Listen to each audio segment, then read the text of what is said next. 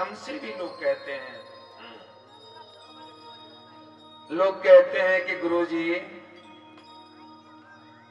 मैं तो बहुत ही पूजन पाठ करता हूं, बिना भगवान को भोग लगाए मैं भोजन नहीं करता, सुबेरे जग करके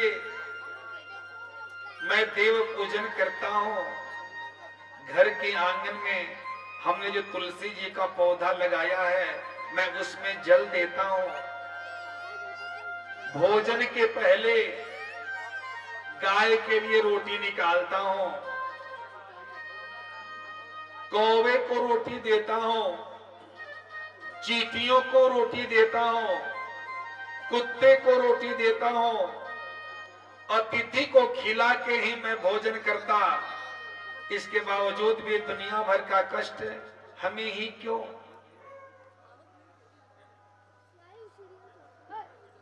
मैं इतना दुखी क्यों रहता?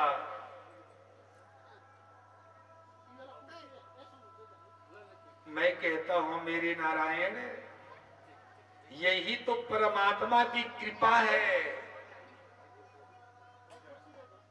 यही परमात्मा की कृपा है कि तुम दुखी हो, क्योंकि जब दुख आता है ना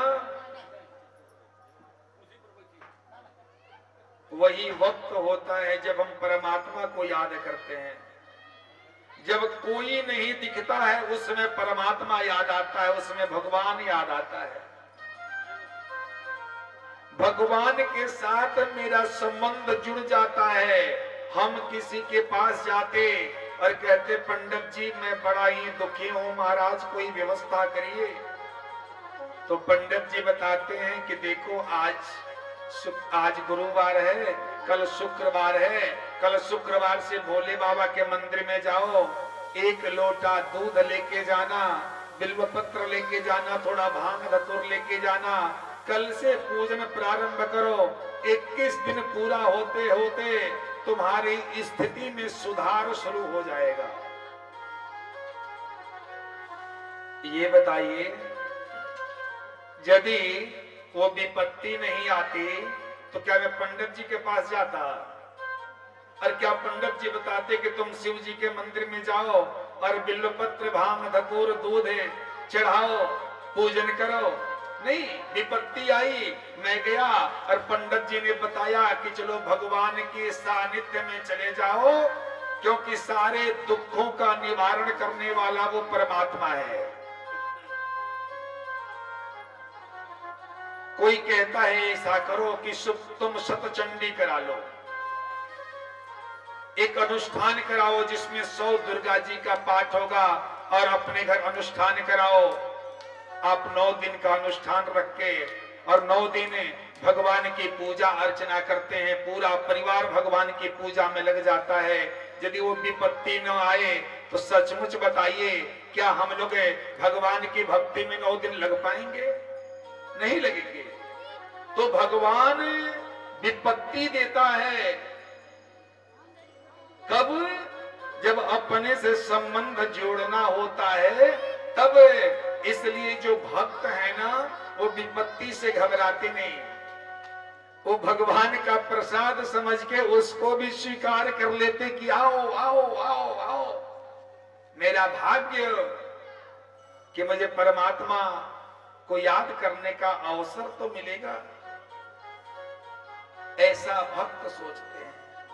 और भक्त तो हम उसी को कहते हैं जो प्रभु की इच्छा में अपनी इच्छा को जोड़ लेता है। कहता है परमात्मा जो तुम्हारी इच्छा वो हमारी इच्छा, जो तुम करोगे वो बढ़िया करोगे, ये मुझे विश्वास है। हमने आपको पहले दिन भी कहा था कि हमेशा इस बात को अपने इस दिमाग में रखिए कि परमात्मा वो नहीं करता जो हमें अच्छा लगता है, परमात्मा वो नहीं करता जो हमें अच्छा लगता है, परमात्मा वो करता है जो हमारे लिए अच्छा होता है। परमात्मा वो करता है जो हमारे लिए अच्छा होता है।